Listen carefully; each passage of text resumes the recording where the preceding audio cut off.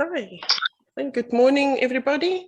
It is thank you for joining us here, and warm welcome from sunny South Africa. It's very nice to see we have a very international audience for this presentation today. So my name is Joëlette Steenkamp, and I'm a technical specialist working at Mintech here in Johannesburg, South Africa. And it's my honor to introduce Dr. Stuart Nicol to you. He's a pyrometallurgist working at Glencore at the moment. He has about 10 years experience and he loves thermodynamics. And I really do look forward to his presentation today. Stuart, over to you. Thanks for the introduction. Oh, sorry. Sorry, just before you start, I just want to say to the audience members, we're going to do the questions, take your questions in the Q&A. So after Stuart's presentation, I will read the questions out and you can out loud and you can answer it then. So thank you for that. Oh, thanks for the introduction. So as Gillette mentioned, and as you can see from the flyer, I'm presenting the good, the bad, and the ugly of various types of software available for thermodynamic modeling of pyrometallurgical applications. So as she said, I'm with Glencore Technology, and that's my email at the end if you want to flick me an email afterwards. Also got in the last slide as well. So just a bit of an overview of the presentation. So first I'll go through a bit about my background, what Glencore Technology does and how these sorts of thermodynamic simulations fit into what we do. Brief introduction to the software, the basis for the models and some common issues you'll encounter with these models. I'll then go through some analytical techniques which are critical for developing good models, some fundamental concepts that are commonly sort of skipped or left in some of these ones, classification of some models, and then 3 examples, and then some conclusions. So when I was trying to think of what to talk about today, I sort of reflected upon my time when I've been doing all these sorts of thermodynamic simulations and tried to sort of structure a presentation to cover the things I've learned over the years that I wish someone sort of had sat down and explained to me. So the aim of this presentation is to help you to understand the different sorts of models that pyrometallurgists can create and their general sort of applications.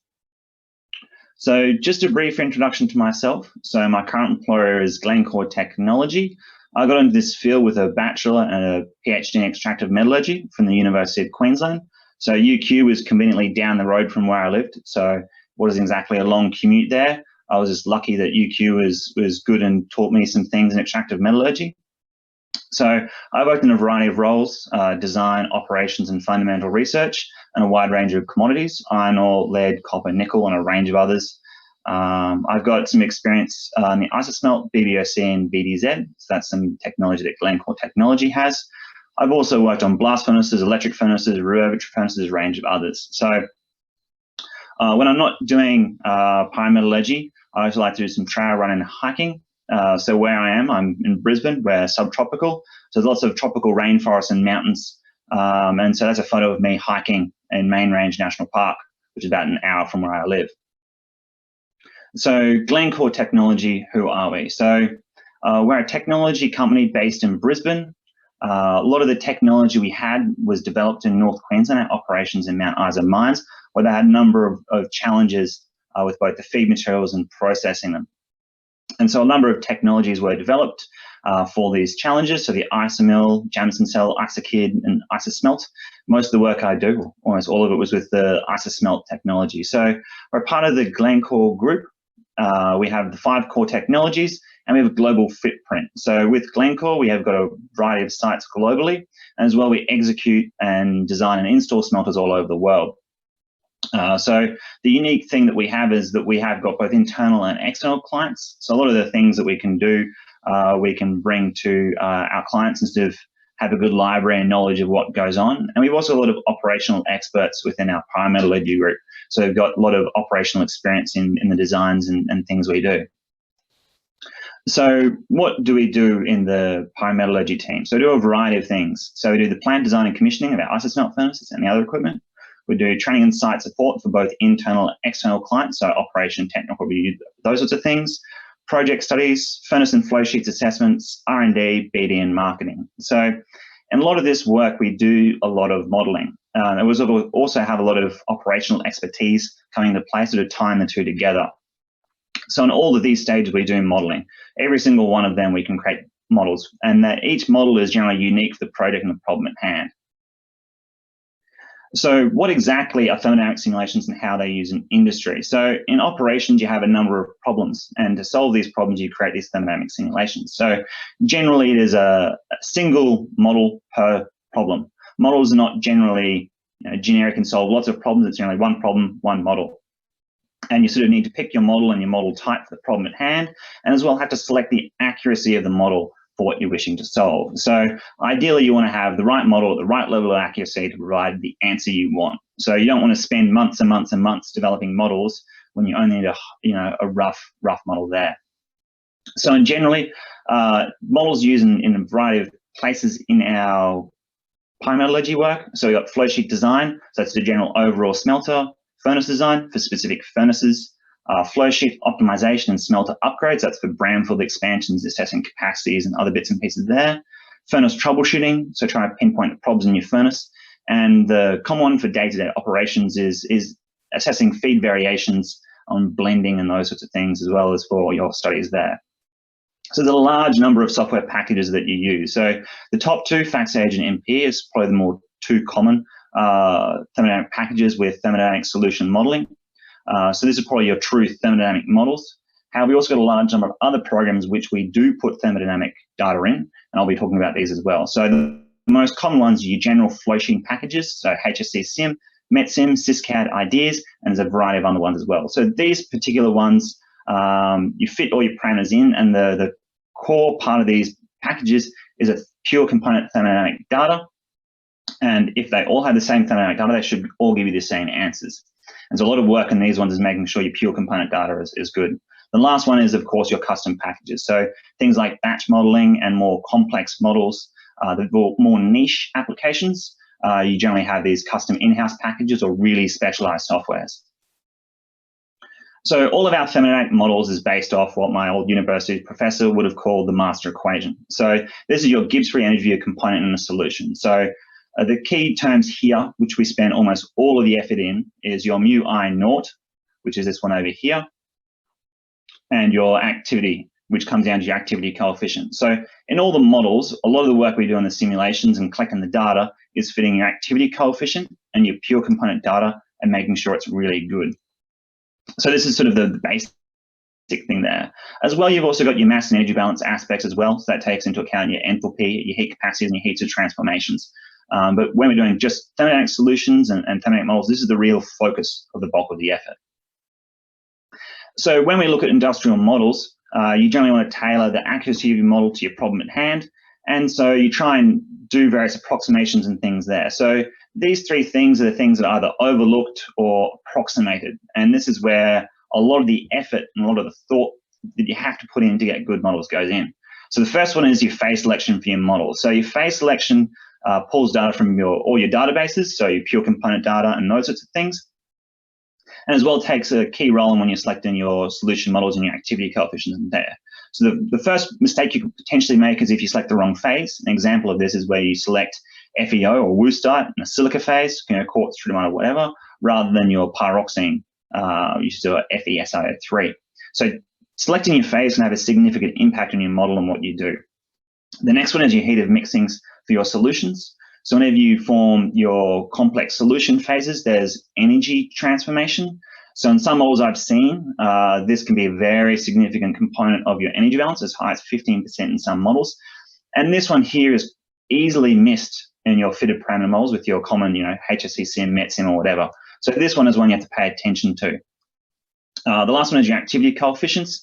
So this one's really easy to get wrong and skip over. I probably make mistakes in this one myself when I go through them. So most models that you create, and whatever you do, you really make a mistake somewhere, you're going to have at least one of these issues, either on purpose or by accident.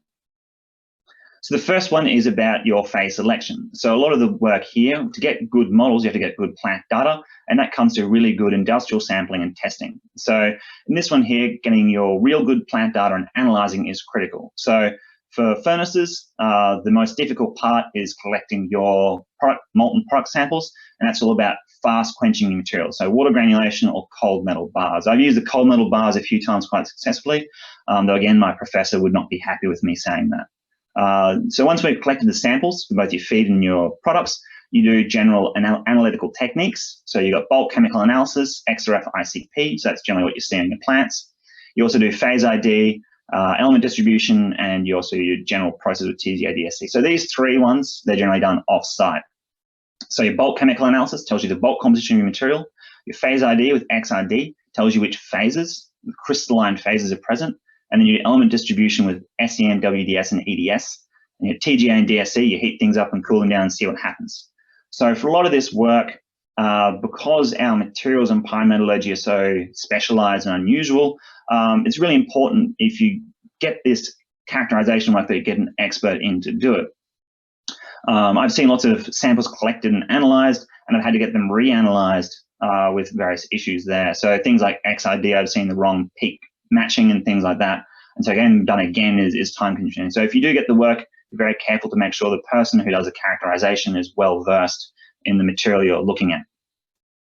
So the two more important techniques is XID and your SEM. So XID is generally quite useful for characterizing your feed material. So it tells you the crystalline phases, and you can get some rough approximations of the proportions. So that's powder XID. So generally you want them to be fine, but not too fine. The challenge with XID is it won't pick up your amorphous fractions. So that's either amorphous to XID or actual amorphous phases. So that's quite important when you're processing leach residues or those sorts of things. And if you grind too fine, you'll make it amorphous as well. So the key one here is you need to be careful with selecting your phases during peak ID. I've seen weird things going where they pick out rhodium or platinum metals when there is none in the feed. So just make sure you be careful with your peak ID when you're going through this one. This is quite a good technique. I've had this on a few times in your feed, and it's really useful when you're building your models.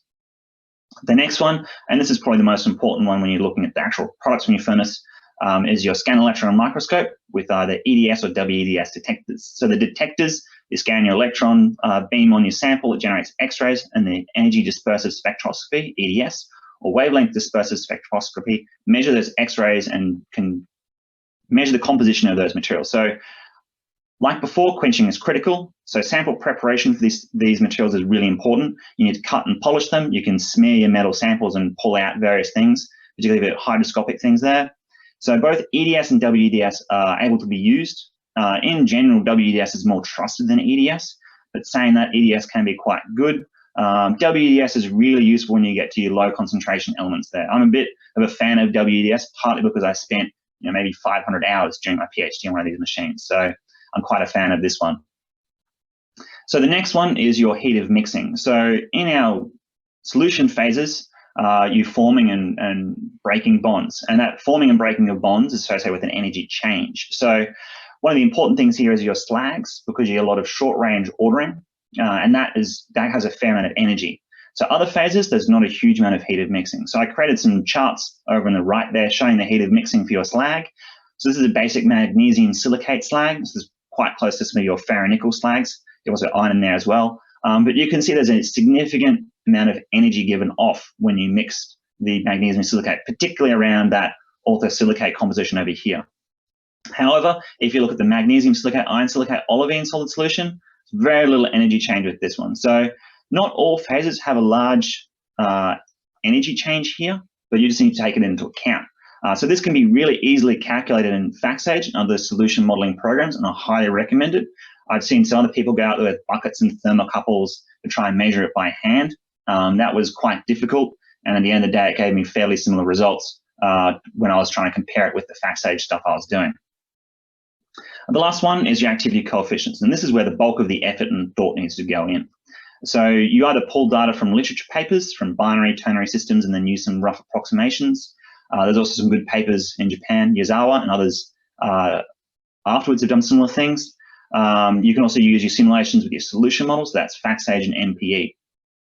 So the complicating factor with this one is it's a function of both your solution composition, temperature, and pressure. So in general, your most basic thermodynamic models, your fitted ones, will generally use a fixed activity coefficient. And as you increase your complexity of the model, you'll start to add more aspects to it. You'll introduce compositional variation with the activity coefficients and temperature ones. The difficulty is as it changes composition, things change. So this chart over here is your copper-lead binary system. And you can see in certain regions, you can get a nice sort of rough approximation with a fixed activity coefficient. However, outside that region, it gets a bit off. And so that's where a lot of the difficulty comes about, is where you pick things and where to extrapolate, particularly when you've got those really complex solutions. And you can see here as well, there's some terms here showing some temperature dependence. So your activity coefficients, when you're generating, building your models from scratch, there's generally two ways you can do it. You can either input them directly, and that requires a Gibbs-free energy minimizer program of some sort. Either build it yourself in Excel, or you utilize some programs or things out there already, or you input a fundamental relationship derived from these activity coefficients. And so a lot of the work that was done in Japan, Yuzawa again, they use what's called a distribution ratio, weight percent in your slag of your component X divided by weight percent of component X in your metal. And they came up with this term over here. And that distribution ratio is a function of temperature, pressure, composition. But in general, depending on how you do things, there are a range of compositions that can be fairly stable, particularly for your minor elements. So this one here is one way you can get some smarts into a lot of your models. And so I quite like these ones when I build my models. You know, there's fitted parameter ones there. Quite a good concept for simplifying a lot of your maths, and if you don't have a Gibbs-free energy minimizer in the simulation you're doing. So now we sort of know those basics. I'm going to now try and classify and break down the sorts of models that you can sort of build and use them, and general some applications for them. So the first one is your fitted parameter model. So these utilize your plant data, either your full-scale plant or your pilot data. In general, you try and fit your plant operations and try and match them as closely as you can in your model.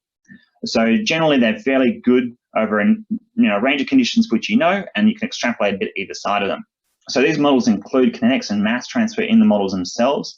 However, they can be difficult to extrapolate beyond your known conditions, and that's really where your thermodynamic models sort of come into importance, is that they can extrapolate a lot better. But there's a number of assumptions with your thermodynamic models. That's with your solution modeling. And so this relies on your equilibrium approximation of your furnace. So you basically assume your furnace is at equilibrium. So this is okay for some furnaces and a good starting point for a lot of them. And so they can offer extensive extrapolation from your known process conditions, but they don't generally include your kinetics and mass transfer effects in the models themselves. And that's one of the challenges there, is trying to include these things and try and replicate your plan as closely as possible. And then as well, your thermodynamic models, they're only as good as the database and the solution models you have. And there's a lot of holes and things and work is ongoing to get these models going really well. And so if we look at the fitted parameter models, you have to input all your data. So that's about fitting your plant data and your pilot data, and then sort of getting things to work. So there's sort of three sort of common approaches that people would take. So there's your plant data and your surveys. So you generally go out and you do some benchmarking, and then you plot some relationships going on there. So this particular one, at times it's really hard to pick things between your cause and effects, and you can sometimes pick variables which are somewhat related. And that's where a lot of the issues come about, is picking out some good trends and getting good responses to your changes.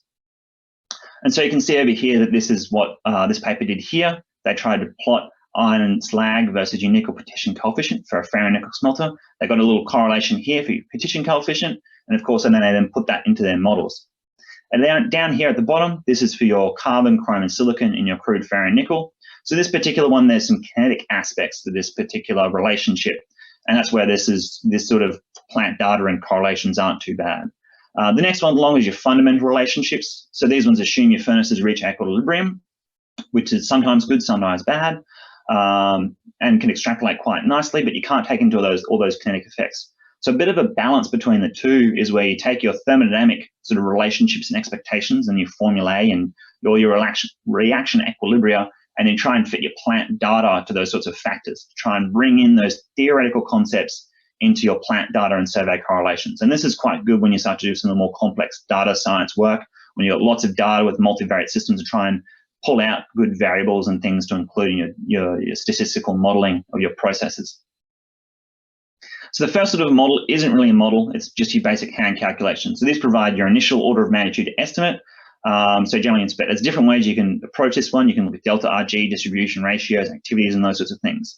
So these are generally your first stop before you do your detailed investigation. And generally, it's really good to start with these ones. I've worked on some projects before where people sort of got going quite far down the track, only to go back and do a hand calc and then realize they had to reassess everything.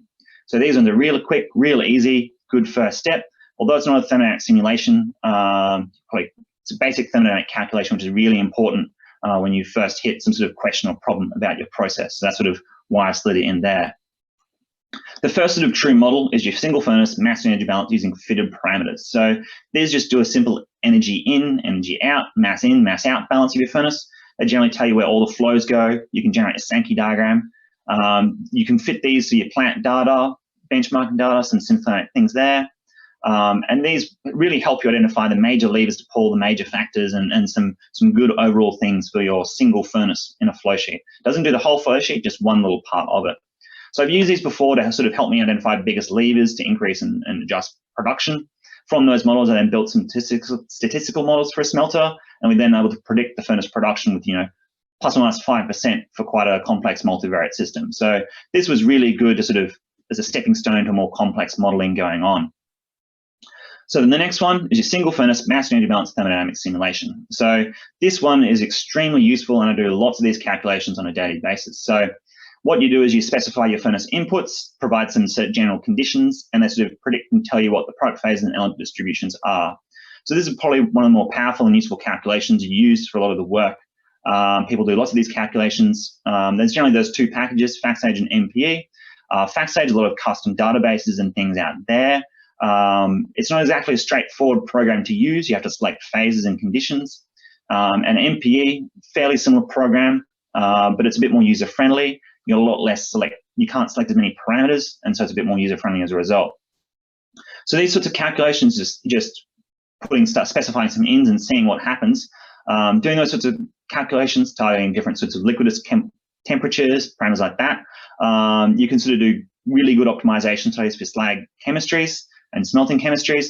And doing these sorts of things, I've made recommendations for smelters on how to change their chemistry to increase production by about 10% and decrease the cost per unit ton by 10% as well. So really useful tools, generally like a quick calculation, but really insightful.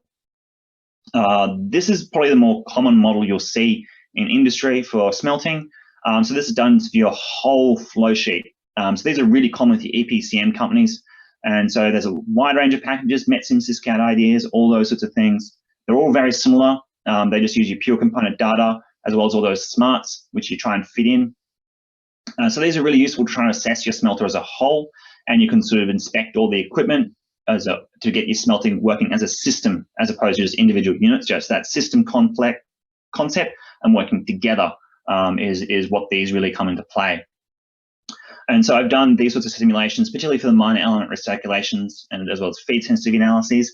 So doing these sorts of calculations, I've sort of made recommendations for how to change recycles, and then worked on the technology and the equipment, and helped develop those sorts of processes to sort of change where your recycles go, sort of completely change the minor element distributions through a smelting process. So these fitted parameter models, they're really common. And so the tips and tricks, which I wish someone sort of gave me when I started, the first one was to select the right phase. So a lot of it comes down to your analytical work, your thermodynamic calculations. So a lot of your FactSage sort of work there. Always try to include your smarts into your element partitioning. So things like METSIM, you just have a reaction extent. Try and include all the smarts in there, and try and base your model on your thermodynamic calculations and benchmarking to really bring in as much plant data and fundamental data as you can. So this chart on the right here is your distribution coefficient versus MAC grade for a variety of elements. So plotting in these sorts of lines or these sorts of relationships into your model for your minor elements is really useful when you start to do this on those more complex feed assessments. So some sort of housekeeping that's really important for these models, that just really important, worth mentioning, of course, is your PDC and your PDB, process design criteria and design basis. You make sure these are really well stored. So the advantage of these flow sheet simulation packages is that you can transfer your models and communicate them and hand them over to other people. You just need to make sure that they're really well documented. Saying that though, you can do your flow sheet simulations with your thermodynamic simulation packages, so FactSage MPE. So these particular ones where you do your whole smelter in FactSage MPE, looking at all the unit ops and linking them all together, all your recycling loads, they're very specialist and fairly uncommon. So these are particularly useful, really, where you've got new or novel processes where you have no real test or pilot data. So it enables you to extrapolate and really model your process where you have no information. Or you can sort of say as what goes in, and you're relying on those solution models there. One of the drawbacks for these ones is significant programming is at times required for this one. So with FactSage, there's a ChemApp or macros or Excel sort of style ones, you can do those ones. Lots of calculations to do a simple one there. MPE, you can also do that on Excel. So I've used these ones before to help simulate flow sheets and do sorts of modeling for various smelters where no piloting or plant data was available. So this one, multi-zone single furnace fitted parameter model. So these ones are commonly included with your other fitted parameter models, the whole flow sheet, but not always. So the key aspect of these ones is you're breaking your furnace down into distinct regions to understand what's going on within different areas of your furnace. So you can do this within your general fitted parameter models, MetSim and whatnot, but you can also do them in Excel. So these ones really help you understand what's going in different areas to sort of assess and sort of hone in on where things are going. And generally try to include these ones in your bigger models for your furnaces and processes. One of the issues here is that these models require you to sort of know parameters within the furnace in different regions, which you can sometimes know, sometimes you don't. And that's where a lot of the difficulty comes into creating these models, these fitted parameter models, as having the difficulty of actually going and measuring the conditions in your furnace. So I've used these models to sort of identify different regions, your freeboards, your charge bank, and your bath, and those sorts of things to sort of identify risks of accretions and chemistries, things there, and maintain conditions for your freeboard bricks and other conditions within the furnace themselves. So this is the more useful way to do your multi-zone single furnace one is using your thermodynamic model. So FactStage or MPE can do these ones, and you break your furnace down to different regions. And in doing so, these models can predict what happens in those regions where you have no information. And so this really helps you dig into the whys and what goes on within your furnace itself. So you can sort of see what goes on in the different regions. So the example here is your ion blast furnace. So you've got your gas, they've got your shaft and your Bosch or your reactor, and you can sort of look at where your recirculating loads of your gas species are. You can look at things and what things are going there. So these are really good breaking down the furnace and understanding what's going on where you've got no information. So I've used these particular models in conjunction with a wide variety of other calculations for a blast furnace, raceway calculations, shaft velocities, those sorts of things there. And using this sort of model, coupled with other sorts of benchmarking surveys, bottlenecking surveys, I could identify some easy ways to increase production by 50% with minimal capital expenditure, just by sort of variety of tools with one of these is playing a key role. So this is just sort of another example of these models. So I was working on a project a number of years ago for a flash furnace, trying to break it down and understand some intricacies of what was being observed in the products. So the slag and matte, there was some questions going on with what was going on or why they were saying the things they were. So we sort of had to break it down and really look into the regions. So this one here was sequential combustion. So we broke our combustion of our concentrate into packages over 10 little parcels, combusted them separately, reacted them together, remixed them, gas reactions, all these different bits and pieces to your furnace. And this really helped us to understand and explain what was going on in the furnace, to sort of explain what was being seen in the slag and matte coming out. So this is a really useful tool. There's a bit of effort and generally for those really detailed investigations of your furnace and the regions going on.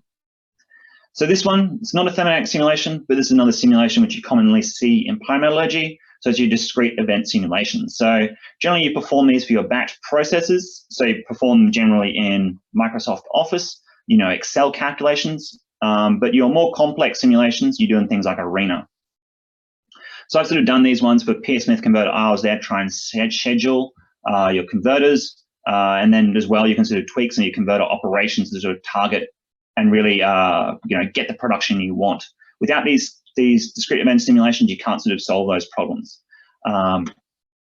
So yeah, these are quite important, but not true thermodynamics, but worth a mention out there. I can't use Arena myself, just basic Excel things though.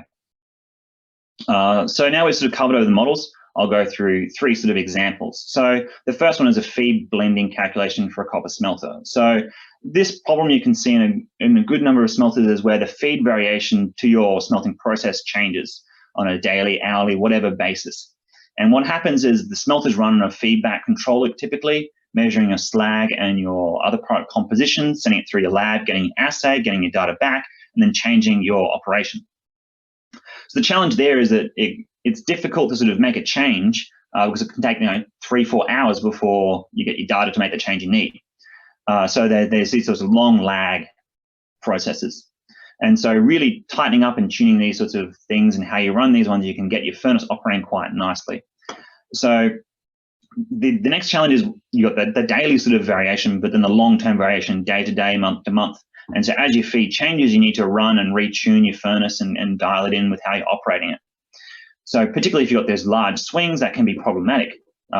There's all those sorts of things going on there. So if you can develop calculations and tools to predict how you need to run your furnace, you can then take those predictions and recommendations to your control room operator and sort of tell them, hey, look, in the next few days, you're going to see this feed. When this feed comes on the belt into the furnace, you're going to need to run over here. And that can really speed up how long it takes to tune in these furnaces and get them running well. And as well, it means that you can sort of start to target more unusual feeds, high margin feeds. And this really helps improve your smelter and your furnace performance and your overall profits.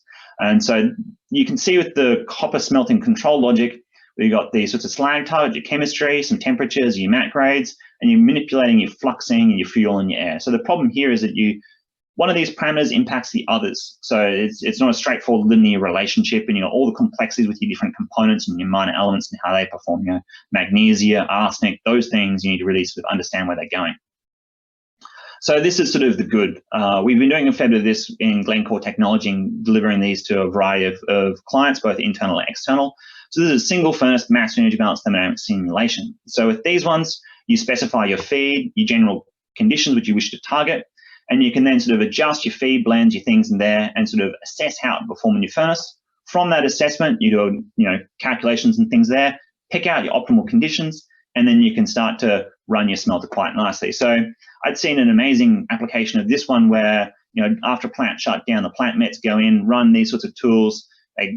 Before they start up, they ring up the CROs and say, this feed's going to hit the furnace. It's completely different from what we had from the startup. This is the buttons you need to press. Control room operators, based on these sorts of tools, pressed in the buttons that they need to go. They start running and they dial it in really nicely. So this particular tool means you can start to improve your smelter performance, and you can target those complex feeds and things there. So I've seen generally 2 tools of these ones being talked about openly. There's probably other people doing similar things. These are just the 2 ones I've heard of. So Pyrosearch at UQ, they talk about their Pyro GPS tool with FactSage as the backbone for their calculations, and we use MPE with Excel. And so so this is commonly done for your more basic chemistries and processes. So what general plant mets do is you try and blend a variety of feeds to obtain a fairly homogeneous feed to your furnace. And so with this way, you sort of take half a dozen things, figure out the ratios, mix them together, and then you sort of get that blend and feed it through. So this means with these sorts of tools, basic mass balance things, you can get a fairly consistent feed to your furnace, which will give you a fairly consistent operation. So it generally gives you fairly good smelter performance and operation. However, your feed will still vary a bit, and you'll still have that challenge of retuning it to an extent.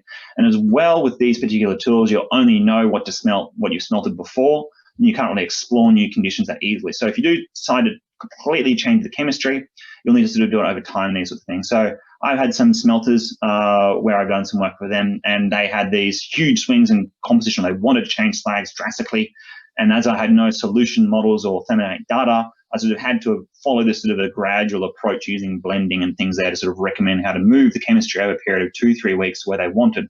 And it's quite a laborious and slow process. So rather, this tool wasn't as good as what you can get with those fitted parameter models. Those thermodynamic simulations. So the consequence is that you can't necessarily always smelt your feed optimally.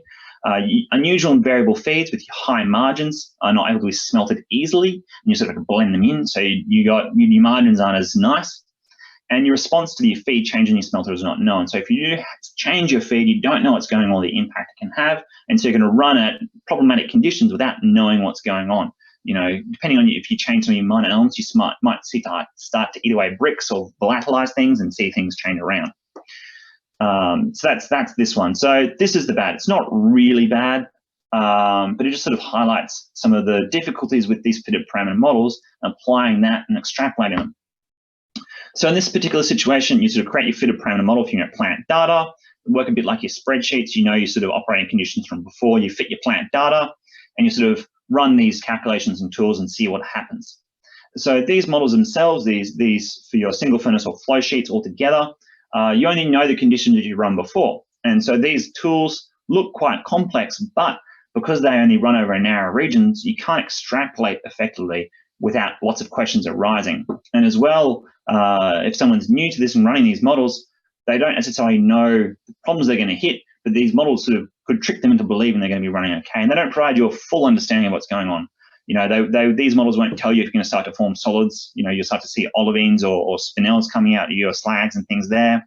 And the consequences here, you don't always smelt your feed optimally. You might drift into problematic operating conditions without realizing it, and you start to run and you hit into problems because you just fitted over a narrow region and can't extrapolate effectively. The next example is your general flow sheet simulation. So this one is what you generally see your EPCM, one of the more common ones. So the problem is generally when you're designing, optimizing, and upgrading a smelter, all the equipment in your smelter must work together as a cohesive system. And so these particular simulations enable you to assess that flow sheet overall, assess individual equipment, get it all working together as a system. So the opportunity is if you can successfully simulate your flow sheet, you can sort of get it running well, particularly if you include the thermodynamics to really assess of your feed variations and change operating conditions. So most projects I've ever worked on with these ones, the client saw someone's always come to me and said, hey, we've got a new feed, tell me what the feed does. And really you need to include those sorts of smarts and thermodynamics to really get them running well, to sort of, with confidence, tell them how that change in feed is going to impact the tonnages and what things go on there. So this is the good. So this is probably where these fitted parameter models, these flow sheet simulations with, this is the HSC sim, which I use a lot of, including with the smarts. This is where really these tools are most useful. And so when you include your smarts, you can start to predict how things go. You can look at changes in your feed, your compositions, and really tune things in. With the smarts, you can start to look at sensitivity and feed variations to how it's being performed. One of the most common important things to do is, again, putting your process design criteria, process design basis, storing it well for easy and fast checking. So the large number of programs, again, everyone generally has their preference depending on where they sit there. I've used half a dozen of these programs, HSC Sim, MetSim Ideas. I think I've used SysCAD as well. So this is the bad for the fitted parameter model. So you can do your fitted parameter model, your complete flow sheet simulation in Excel, and I've seen these before. So you can create these simulations in Excel. However, you generally need to hunt down and find all your pure component data, as well as then put all your thermodynamic information there. So setting these spreadsheets up for your full flow sheet simulation are extremely time consuming, extremely laborious to set up. One of the only advantages of these ones is generally everyone has Excel, and Excel is really accessible, while some of those flow sheet simulation packages you have to buy a license for them, so it's a bit cheaper, but there's some issues inherent with these Excels. So as you know from Excel, probably like myself, you create a lot of Excel spreadsheets. They're extremely difficult to error check. So you have to sort of hard into numbers, hard into parameters, put things in there, and with hundreds of cells with all these different numbers in them. So it means that as you run your simulation, unless you really set out your Excel spreadsheet, if you have an error, it can be really hard to trace it back and figure out where it comes from. And because of that complexity and all those cells and all those things in there, it's almost impossible to hand over to another engineer to use, because I have to sort of pick through and understand every single cell and every single formula to really understand what it is and how it's set up. So the consequences here is that most of these simulations are filled with errors which are hard to find and error check, and they're usually almost impossible to hand over to other people to use. So that's really the major issue. They can work, they're generally very hard to execute successfully. And this is the last example, so a batch simulation of a copper converter. So these ones are some of the more specialized programs. GT, we've got a number of in-house packages and design programs for these ones. So these are the more complex equipment processes to simulate because they're transient by nature. So it means that as time progresses, each time step has a very different condition, and the previous step impacts the next condition. So you end up doing lots and lots of calculations to figure out how your conditions vary throughout your batch. So it means that you can sort of do your general flow sheet simulation, and you sort of know the ins and the outs of your batches, but to really tune in and understand what goes on, you have to model these well. So I was working on one of these simulations a couple of weeks ago, converting your continuous simulations with HSC Sim and creating a batch simulation with them. So what wasn't apparent with the continuous one was that if you didn't change how you dosed your bits and pieces into your furnace, you could see temperature spikes and foaming could be an issue. So based upon that batch simulation, we were able to run it, identify some parameters and things we could do to really smooth out the operation and remove those temperature spikes. So the opportunity here is that these calculations, if you do them before you start running, you can run hopefully from the get-go, if you've done your modeling correctly and all your information's there, that you can have a stable and safe and successful operation without sort of guessing and checking as you're running. So this is an example as a fitted parameter model with a custom in-house package we have. So this was for a client with concerns about zinc during the converting process. So this one we modeled the converting steps. There was 2 steps to the converting process, and we modeled each time step through it. So you can see here, we're seeing all the transient conditions here. So some things we noticed which was of interest was the bulk of that zinc came out during the first stage with a little bit to the second stage. We saw some copper coming out, and so you've got high copper slag at the end of the step here.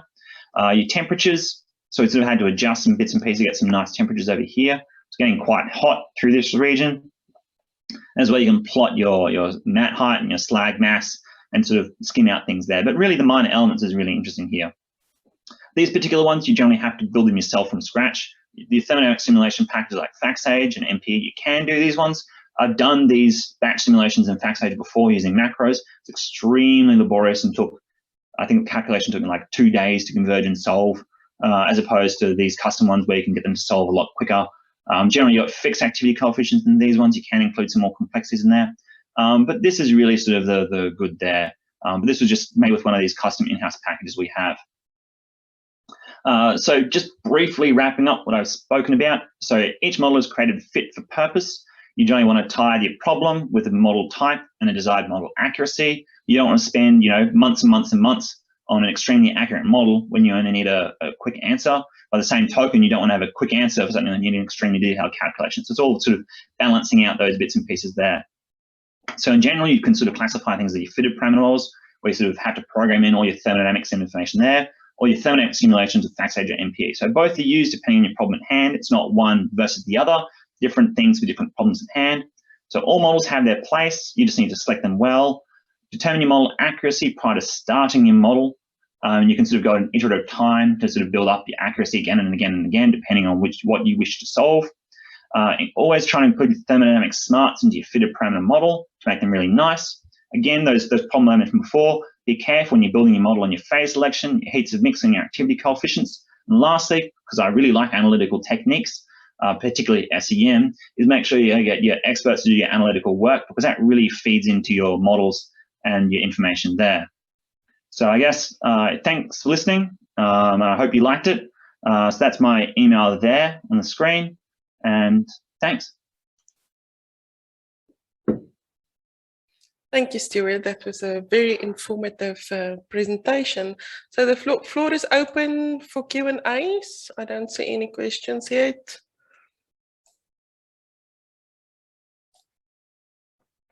Anyone from the audience?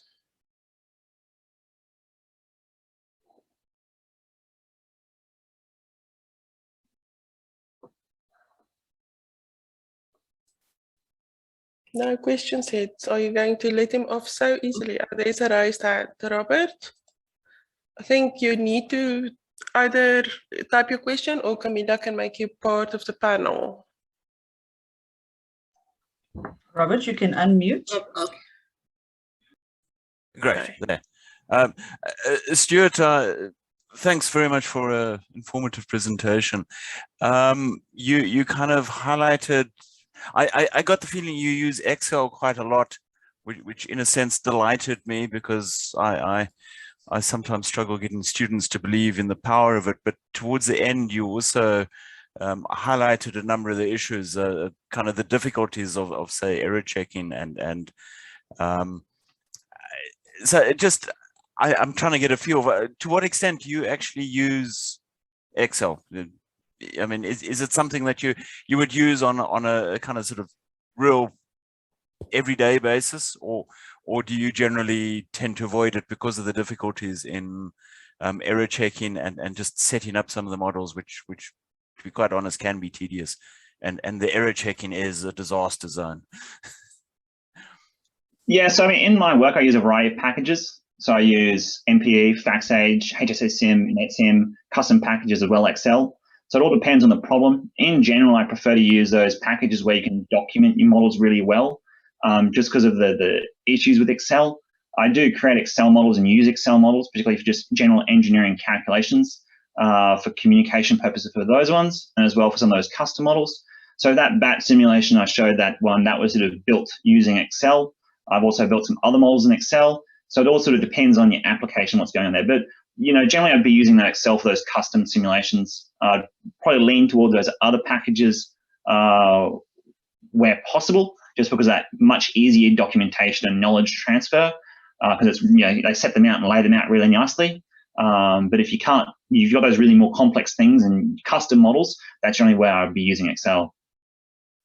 And do you then go kind of into the full capability of Excel using, say, VBA, or do you just use it as a kind of straight, let's say, the standard functionality without doing the more kind of in-depth programming side of it?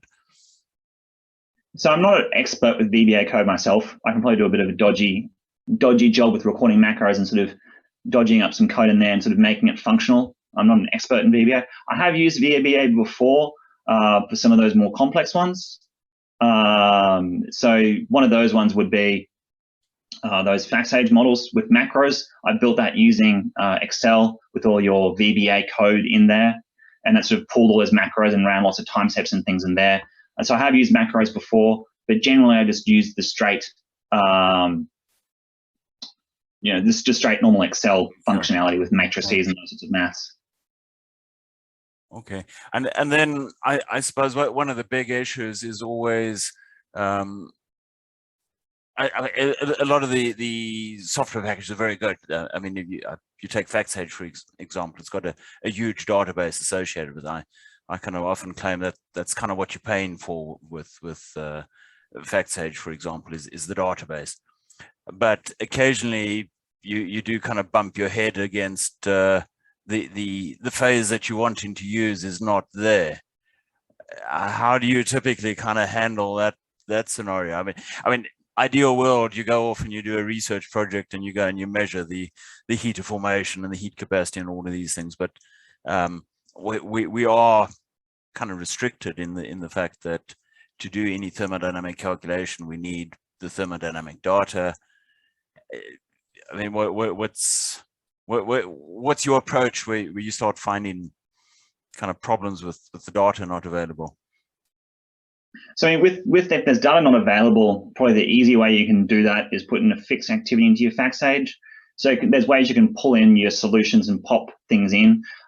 That's quite straightforward in pyrometallurgy, where you have completely molten phases. So you've got your slag phase, your matte phase. You can slide in components into there using a fixed activity coefficients. The more challenging one is where you got pure components missing. Really, that you can go in and put your database and your specific solutions in there. The best way around that one is to have a good friend who can do it for you. So I've had, well, back at UQ, Dennis, I walked down to Dennis's office and say, hey, Dennis, can you make this phase up for me? And he'd put it together quickly for me. But if you don't have those phases or ways to put them in, or know how to put them into the model, that's where you're really stuck with those ones. And then you just have to go back to those more simplistic sort of styles, if that makes sense. Yeah. And then just as a comment on that, an extension of that, one of the typical problems that I've experienced is, the classic example of FactSage, for example, doesn't know what it doesn't know. So you run a simulation and you get an answer, but there's a phase which isn't in the database. So obviously it doesn't come up in the solutions or the answer that you get. And it's just, this is something I've kind of struggled with in the past, that it's maybe just a warning to everybody out there that kind of watch out for that. You have to tie the simulation type work or the modeling type work with the reality. So you mentioned you're quite a fan of the different analytical techniques. I think that's extremely important. Yeah, and I think that also highlights the value of using a variety of packages rather than just the one. So, FactSage might have a hole there, but then you can go to literature, pull some phase diagrams from literature, you can get some plant data, and, at the end of the day, if you're going to do a real good model and you're working on a really big project, you need to triangulate it from a number of angles, not just one. And so using all these tools is really what you have to do to solve these sorts of problems. And so whenever I do things, I don't just use one package, I generally use 3 or 4 to really figure out what's going on. All right, okay. Yeah, I think it's really important to, if I can add to that, with the work that we do at Mintech, is the models provide one perspective on the problem, but you can never get away from the experimental work, whether you do your experiments on industrial scale or pilot scale or lab scale. They need each other. They strengthen each other, actually. That's just a comment from my side. Thank you, Robert. I'm just going to... Thanks for that, Gillette. You've just justified us lab rats. Yeah, I'm going to... There's some other... Robert, Okay. I'm going to read some of the other questions. Yeah, sure. Okay, thanks. Yeah, I'm a lab... Well, I think, yeah. I think it's good to have all the perspectives, that's all. So there's an anonymous attendee that said, thanks very much for the presentation. Some quite complex ideas, which might take a while to digest. Yes, thank you for that. Christel Jansen van Rensburg, what steps do you take to validate the model outputs against actual plant performance, especially where the plant is not yet built? Very good question. Yeah, so that's quite a challenging one, as Christelle highlighted. You know, for your general smelters, if you've got running data, you collect all your data and fit it there. So it really depends, I guess, on what information you have available. So, you know, probably one of the easier ways you could sort of start it is to sort of build a model on something similar, validate your model on something similar, and then sort of push it further, if that makes sense. So you might have some pilot data, as you said, Gillette, sort of build your model on your pilot data, and you try, then you push it a bit further. But trying to validate it on something, and then pushing it is probably your best bet there. So when I've worked on things where we've had new chemistries and things, you can sort of build your model off that paper there where they got good plant data, and then you sort of push it into a new direction. That's probably how I'd sort of validate them and get them working if you haven't got things built yet, I guess. I don't know. Christel, if you want to continue the conversation, you can. Else, if you're happy, that's good. It'd be interesting to hear your perspective because you are very experienced in this field as well. Okay, Tish from Internew says, thanks, Stuart. HSC mass and energy balance module and the simulation module are somewhat interlinked and do overlap. Do you know if there are any limitations in terms of the capabilities of the mass and energy module compared to simulation? So that's specific to HSC. Yeah, so I use the HSC sim package a lot for the overall smelter simulation. You know, where you've got 3 or 4 furnaces all talking together, you got recirculating loads and things there. And so that's generally where you get the whole flow sheet working together. I've used just the general in-out energy balance stuff for just single furnaces. So you get like, I've done it before, just a simple secondary lead reverb furnace, just a simple energy in, energy out balance. But when you're looking for the whole thing where you got reverbs, blast furnaces, refineries, that's where you have to sort of do that whole flow sheet simulation. And sort of picking between the two depends on the problem, the level and the complexity and effort there. I hope that answers that one, I guess. Okay, Tish, if you want to jump in, welcome. Okay, then Yuan Park here in the chat says, thank you, Stuart. Recently, some thermodynamic software such as FactSage proposed a kinetics simulation, so-called EERZ model method by using some operation parameters. What do you think about the usefulness of this methodology into real operations in Glencore? Yeah, I think there's a lot of potential for sort of bringing FactSage into these ones. I know there's some CFD simulations that are starting to talk about bringing these simulations and thermodynamic solution models into the CFD simulations. Is really exciting. You know, I'd be keen to start playing with some of these EERZ and other similar models there. So I mean, I think they'll be useful and good. I probably need to learn more about them, to be honest, because I haven't really used them extensively. But I think, you know, the more modeling tools and the more things you have, the better you're going to be, you know. So just another tool in the toolkit, really.